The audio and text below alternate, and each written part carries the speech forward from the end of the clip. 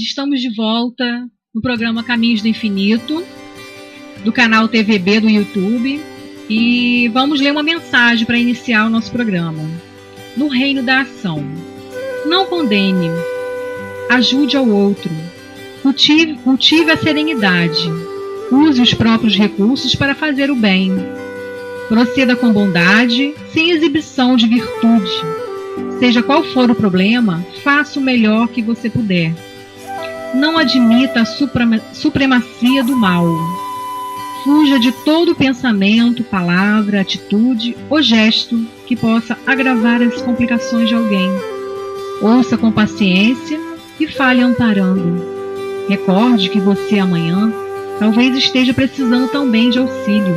E em toda situação indesejável, mesmo que o próximo demonstre necessidade, repreenda, observe, conforme a lição de Jesus, se você está em condições de atirar a pedra.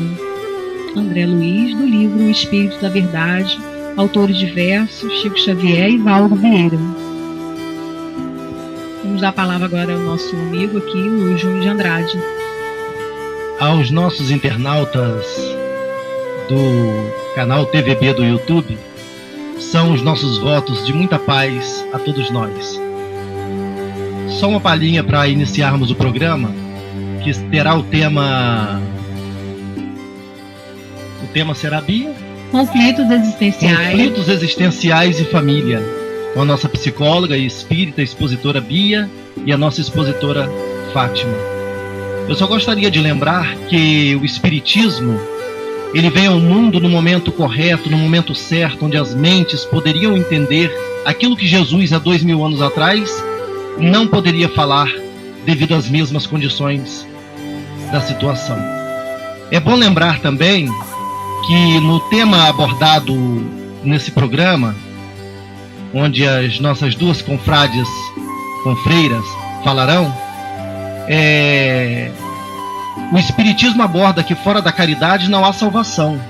Então é bom lembrar que para um desnudo, uma muda de roupa é caridade. Para um esfoimado, um prato de comida é caridade. Para um sedento, um copo de água fria é caridade. Mas o Espiritismo apregoa uma caridade muito maior, que é a caridade moral. A caridade de levantar a pessoa caída, tombada, e colocá-la ao convívio da sociedade.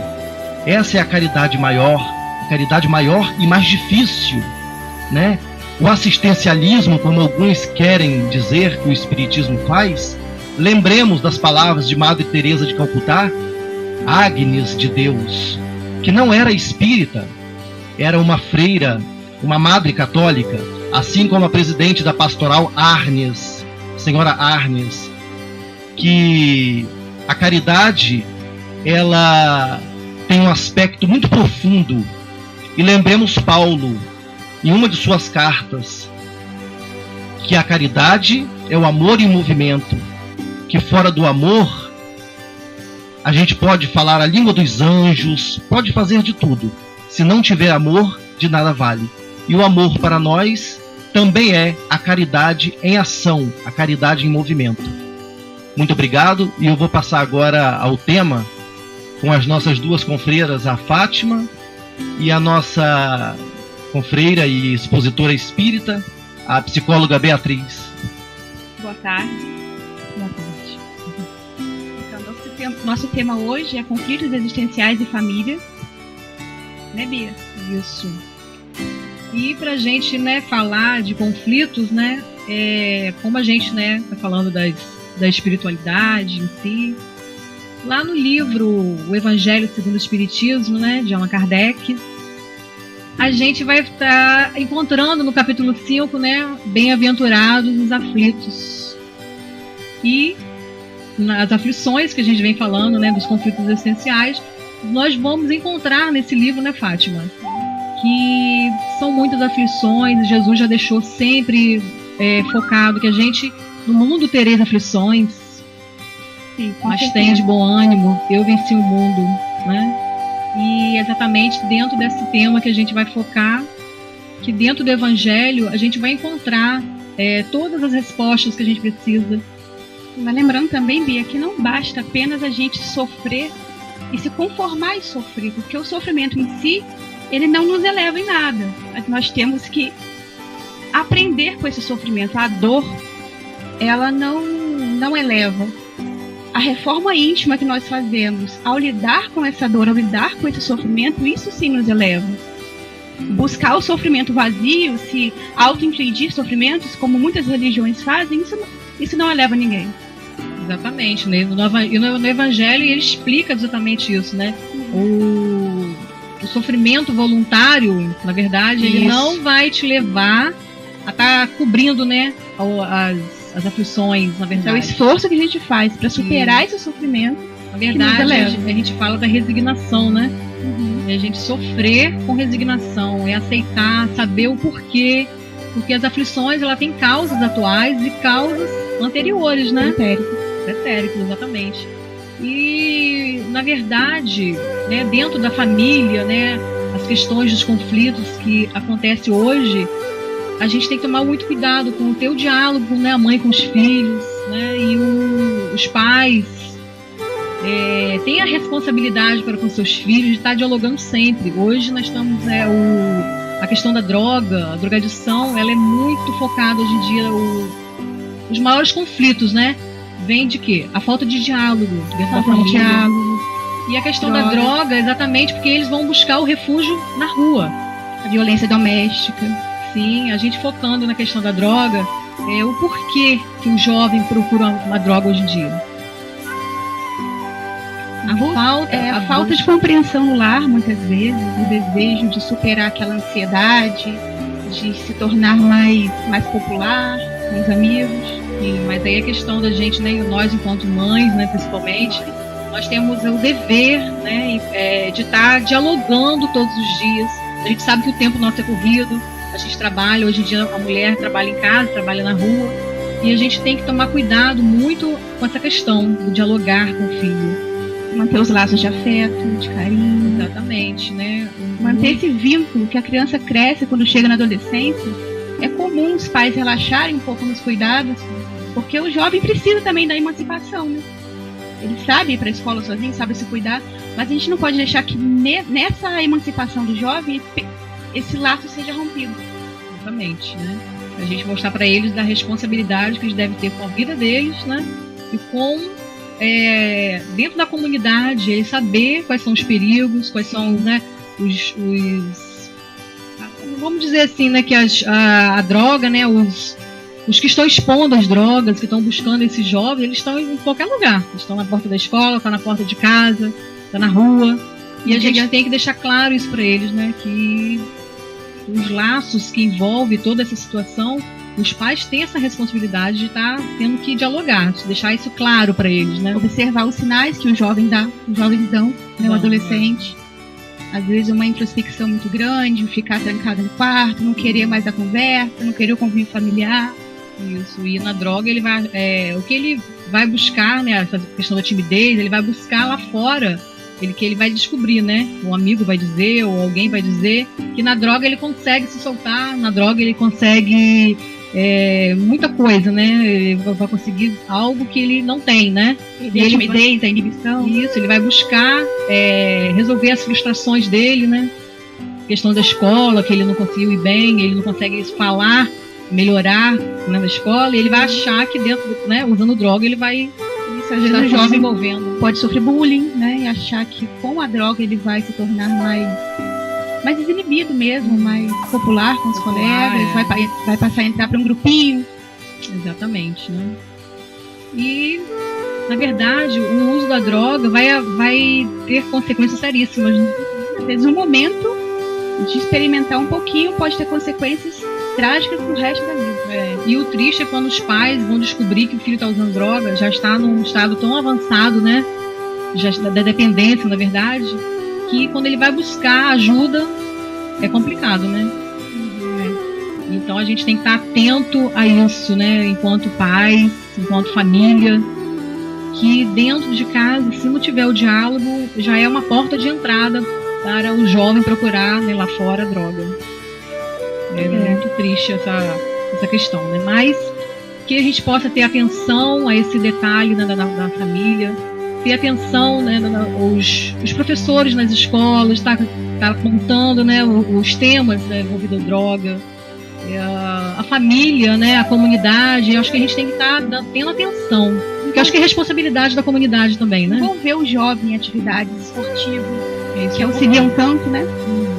O jovem, quando se envolve, ele quer se superar, ele quer ganhar, assim, competições. Isso é salutar. Exatamente. E, né, Fátima, voltando aqui na questão da espiritualidade, a importância da gente, dentro da casa espírita, né, o tratamento que é feito. Acolher esse jovem, acolher essas famílias. Isso, a gente tem o passe terapia, que é muito importante para estar ajudando, auxiliando o jovem, nas próprias reuniões, né, que a gente faz de obsessão, onde a gente sabe que acontece um processo obsessivo, né, com esse jovem, com essa pessoa que usa, né, que é o usuário da droga. Tem a mocidade, né, que é muito bom, muito divertido. O jovem, ele cria vínculos com a casa espírita, com os outros jovens, e já cresce já nessa companhia salutar dos companheiros já da doutrina. É verdade. Isso aí, no caso, isso quando, né, é o pré, né? Quando chega desde pequenininho na evangelização. A importância dos pais estarem levando os filhos na casa espírita para a evangelização, seja infantil ou né, dos jovens, adultos. E isso ajuda também no tratamento, quando ele já está com vício, né, já implantado, né, a dependência química, quando ela já está sendo, né. E é importante dentro da casa espírita que a gente tenha todo esse movimento, na verdade, né, saber como tratar essa dependência. E acolher toda a família, né? Não só o jovem, como todos os familiares. Em Campos a gente tem o abrigo Joviana, né? Que é importante até falar, que lá faz, né, os tratamentos com os dependentes químicos que são acolhidos lá. São aplicados passes, né? Passes. E eu acho interessante também, acho importante, assim, até estar frisando isso, a arte-terapia, ela tem um embasamento muito bom, muito... ajuda, né, nesse tratamento. Os dependentes químicos, eles têm que estar, né, contínuos nesse tratamento. Tem a terapia da oração, que a gente não pode deixar de falar, que é muito importante. Verdade. E o amor da família, né, que eu acho que quando a família está junto, o ideal é o amor. Nada sem o amor, que Jesus já veio falar pra gente, que sem o amor, né, como o Júnior já falou lá no início, né, sem o amor, gente, nada acontece, né? Não adianta falar a língua dos anjos, que sem o amor... Quando chega já nesse estágio de procurar o tratamento no hospital, as famílias às vezes já estão tão divididas, né? Tão magoadas, que o centro desestruturadas, né? Desestruturadas. Isso, o centro espírita vai ajudar também a tratar toda a família, não apenas os jovens. Na verdade, a gente sabe, né, que dentro do lar, né, é um reencontro, né, que Deus dá as oportunidades da gente estar reconstruindo os laços, reconstruindo, né, o amor que outrora pode ter rompido. E dentro do lar, a importância, né, hoje em dia a gente tem que tomar muito cuidado, como vamos dizer, essa responsabilidade, né, quando você vai se casar, vai procurar alguém para dividir essa vida, ter seus filhos, a gente tem que ter esse despertar de que a gente tem essa responsabilidade enquanto ser, enquanto mãe, enquanto pai, enquanto irmãos. E a gente, acho que é isso que o Espiritismo vem até nos despertar, né? É bonito isso de ver. O Espiritismo vem estar declarando que se existe vida após a morte, se existe outras vidas, né, as vidas anteriores, de nos trazer a responsabilidade disso enquanto você vive. E Jesus também, quando veio, né, nos ensinar que no mundo tereis aflições, dentro da família, os conflitos familiares, vem justamente nos mostrar que a gente tem que perseverar. O amor, ele vem estar sempre atuando, né, de forma salutar, de forma positiva, que com amor você consegue lidar com todas essas questões, seja no conflito, seja das frustrações, né, das famílias, e os desequilíbrios. Né? A drogadição é apenas um conflito familiar, né, que nós vemos hoje, mas existem tantos desafios que as famílias podem ter que enfrentar, que são inúmeros, né? Drogadição, violência doméstica, separação dos cônjuges, né, que desestrutura os filhos muitas vezes ficam com um parente, com outro. Aí entra a questão da alienação parental, quando um cônjuge afasta os filhos do outro. Na verdade, eles brigam como se fosse posse, né? Como se o filho fosse, né, posse deles.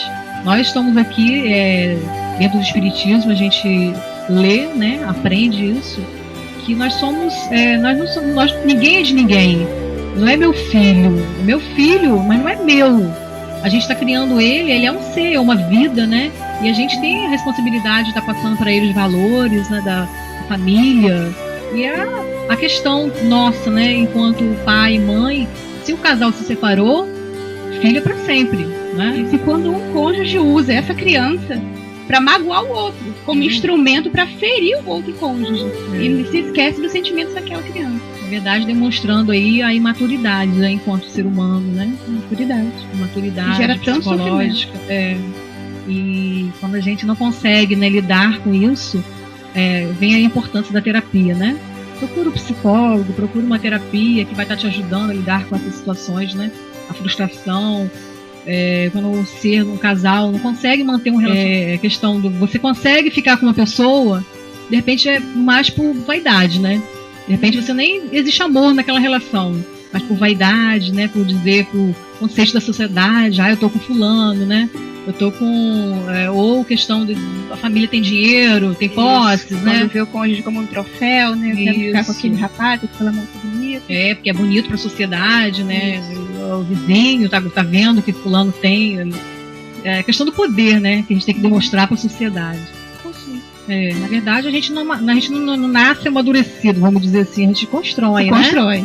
Então, é importante você fazer essa autoanálise, o autodescobrimento, autocrítica, né? E melhora a sua autoestima. E nós estamos aqui conversando, eu e a Fátima, estamos conversando sobre conflitos existenciais e família. E a gente estava entrando na questão da drogadição, né, Fátima? Que é um tema muito polêmico, muito... que desestrutura muito hoje em dia as famílias, né? É um tema bem pesado também, né, Fátima? Sim, é muito importante falar disso porque atualmente a gente ouve falar tanto nos noticiários, na internet, sobre casos de famílias que são literalmente destruídas pelo uso de drogas. Jovens, algumas vezes até dos pais.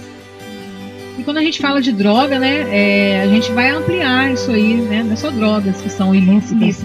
Tem o álcool, né, que é um dos causadores de maiores problemas dentro dos lares.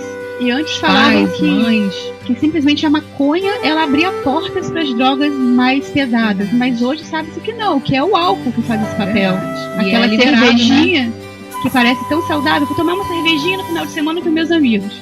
Isso abre portas para as drogas maiores. É verdade.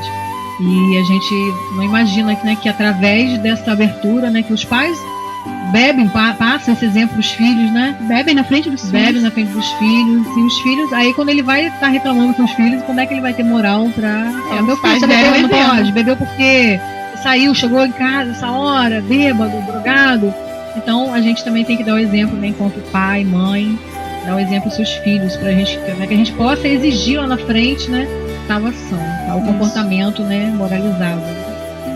E vamos também agora responder algumas perguntas dos internautas que estão ao vivo, né? E a Vanessa Gomes, moradora de Itaú, fez uma pergunta aqui, Fátima. Olha, meu filho mais velho é um caso perdido. Ele, desde os 15 anos, se envolve com drogas. Hoje tem 22, já foi preso por diversas vezes. O pastor falou que é um espírito do mal que está nele. E isso pode ser verdade? O que eu faço, né? É pior que meu filho mais novo, que tem 13 anos, está indo para o mesmo caminho. Olha o desespero dessa mãe, né? De ver como que a droga desestrutura lá. Agora, Vanessa, a gente falar que é um caso perdido, para a doutrina espírita, nada é perdido, né? Não existe caso perdido. Há sempre uma oportunidade que nos é dada. E a gente tem que focar nesse momento aqui agora, que esse filho, ele precisa de ajuda. Não deixe seu filho perdido, achar que ele não tem mais jeito. Dê atenção a ele, faça o que for possível. Você, enquanto mãe, né, enquanto genitora, responsável que é, leva ele para uma psicoterapia, faça ajuda, vai procurar um psiquiatra.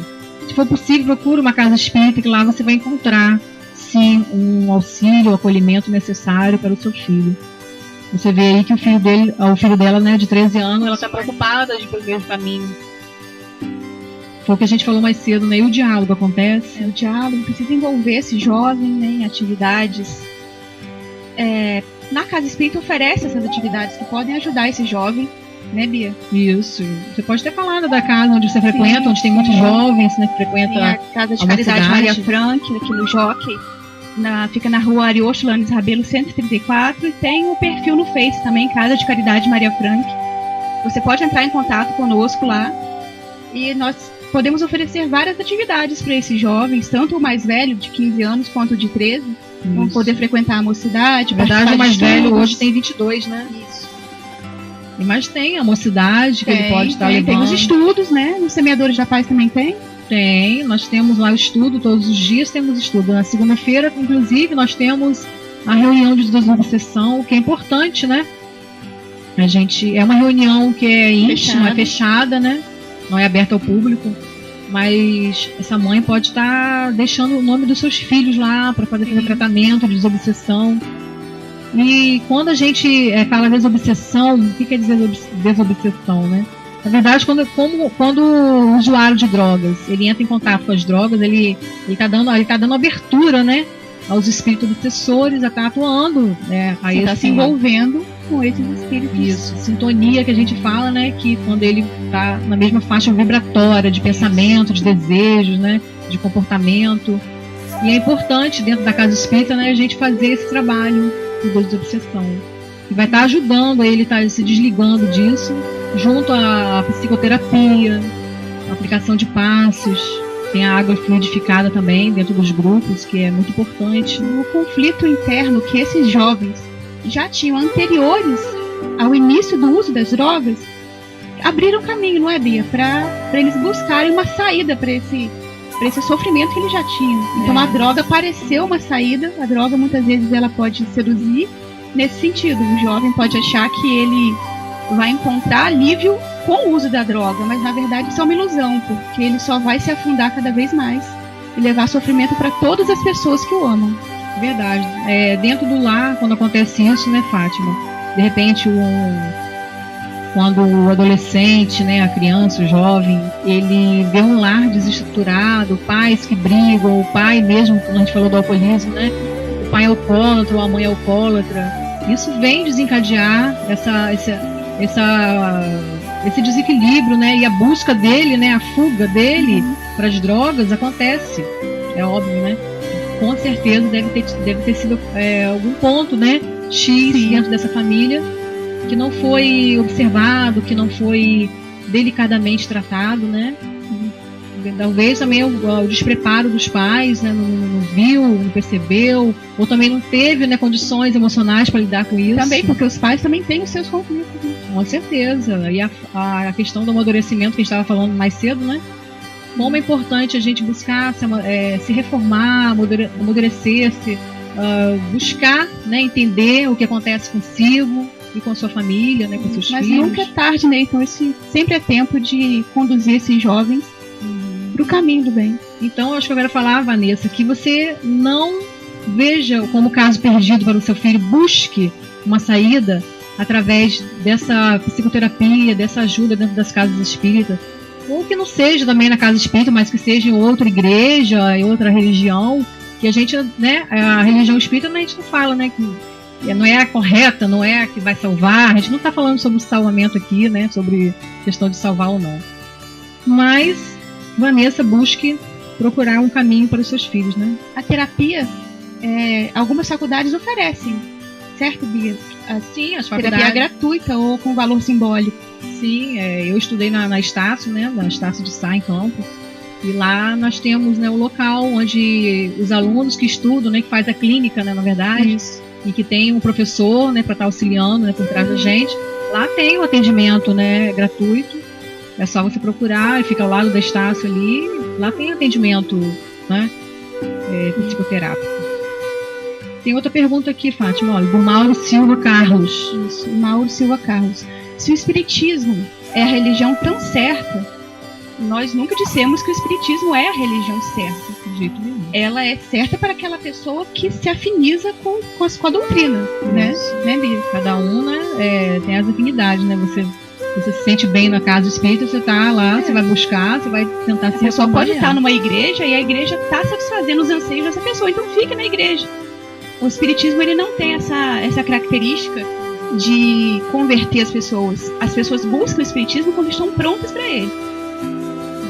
Então, se o Espiritismo é a religião tão certa que ajuda ao próximo, por que não é tão levado às pessoas que tanto precisam? Pois eu e minha filha nunca nos demos bem. Ela já tentou se matar 2 vezes. Procurei de tudo, até uma casa espírita, que não vem ao caso agora e não deu jeito. Já pensei em colocá-la para fora de casa. O que eu faço? Ela me desafia todos os dias. Parece que algo acontece quando eu chego perto. Pergunto, será que eu sou o problema?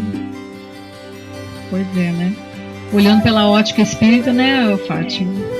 A gente vai estar aí focando na reencarnação, né? Sim, Deus coloca nas famílias, para conviverem no seio familiar, espíritos que muitas vezes se amam profundamente, mas também às vezes acontece de nascerem, e a maioria das vezes acontece de serem espíritos que precisam se afinizar, que precisam se harmonizar. Reconstruir os vínculos, né, que foram rompidos, né, outrora. Se em algum momento do passado essas pessoas tiveram conflitos, não souberam resolver esses conflitos, e nessa vida elas vêm na mesma família, justamente para aprender a se amar. Na verdade, até a gente for focar profundamente aqui o assunto que é necessário, de repente até um homicídio, né, lá que houve lá atrás. E isso é possível. E tem que ser reconstruído nessa vida. Eu acho que essa mãe tem que, já que ela consegue, né, o Mauro, quer dizer, desculpa, deve prestar atenção nesse caso, que é delicado, sim, mas que se ele perguntou, se ele está em interesse, né, em resolver essa questão, eu acho que a partir dele, ele tentar amenizar de alguma forma com essa filha, melhorando a convivência, compreendendo mais. Precisa de tolerância das duas partes, né? Tanto da parte do Mauro quanto da parte da filha. Isso, criar laços, fortalecer, com certeza criar. Ele ama a filha, porque se ele não amasse, ele não estaria aqui se preocupando com ela. Então, Mauro, você ama a sua filha. Vale a pena, né? Vale a pena ele lutar por esse amor, por essa reconstrução desse vínculo. E é importante, né? Já que ele vem nos falando, tem até continuação aqui, Fátima, dessa pergunta. Você viu aqui, né? Ele pergunta, será que eu sou o problema? O que você acha, Bia? Ele, com certeza, não é ele que causa esses problemas com a filha. Na verdade, ele já eu acho que já que ele se pergunta, né, que alguma coisa está incomodando, na verdade, ele já está se reformando, né, Fátima? Então, porque reconhecer que existe o problema já é o primeiro passo.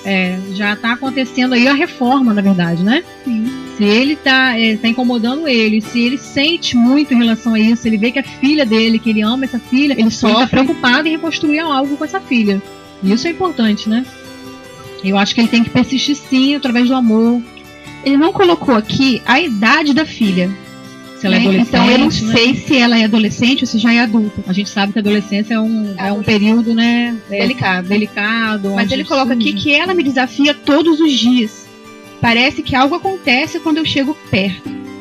Então, poderia ser o caso de ser espíritos obsessores que querem provocar discórdia nessa família? Pode ser também. Pode ser.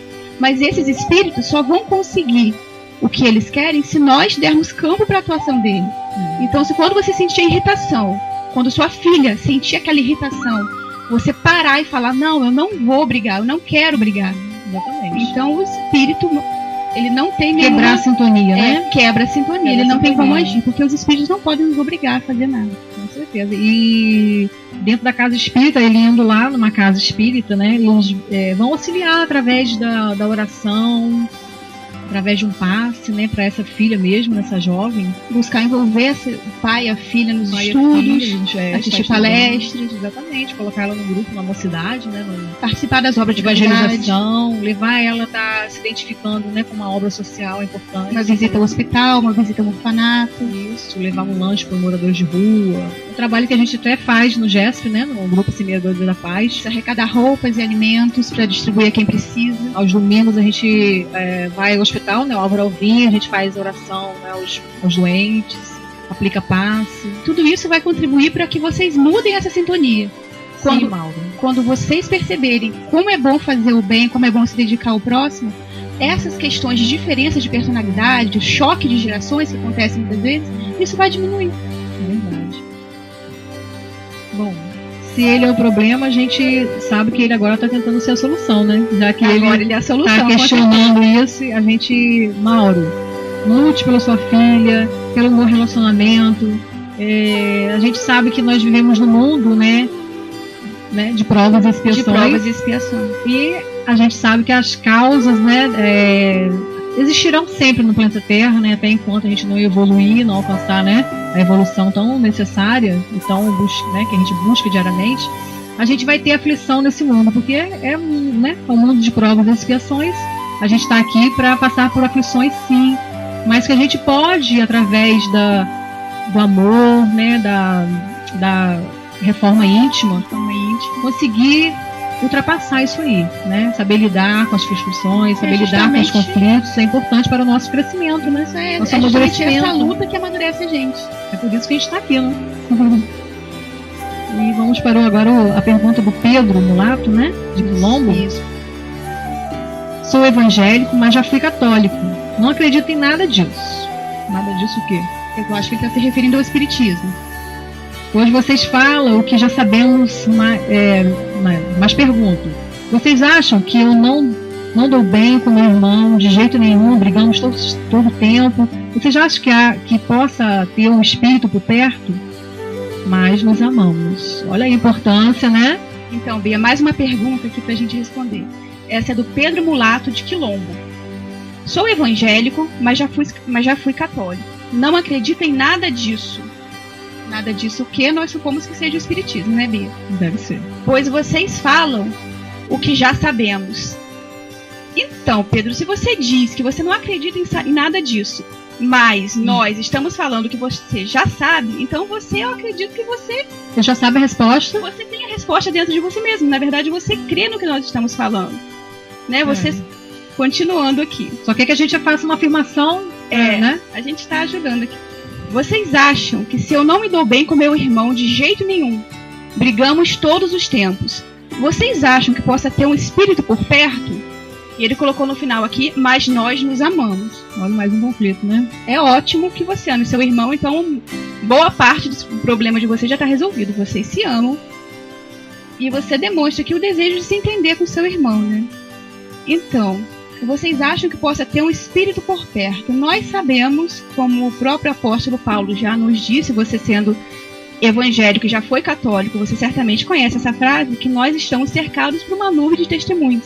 Isso. Então, com certeza, existem espíritos por perto em todos os lugares onde nós estamos, não apenas na sua casa, na casa dos seus pais, do seu irmão, em qualquer lugar que nós estamos dentro cercados das igrejas, dentro dos templos, dentro das casas espíritas. Né? Agora, a gente escolhe com quem a gente sintoniza, isso é, a quem a gente vai dar ouvido, seja o positivo ou o negativo, são os nossos pensamentos, os nossos sentimentos e as nossas... E é isso, e a gente tem que focar também agora que, como sugestão, né, para todos os nossos conflitos, não podemos deixar de esquecer, né, Fátima, que nosso maior psicólogo que existe aqui na Terra, né, em todos os lugares, é o nosso Jesus, né? Nosso Mestre Jesus Cristo. Mestre Jesus Cristo, que veio da Terra nos ensinar o amor, e sem amor nada conseguimos, não conseguimos lidar com o próximo, né, que dentro do amor a gente pratica caridade, a gente ajuda o próximo, a gente faz a autocaridade, né, o auto-amor, que é importante, o auto-perdão. E é isso.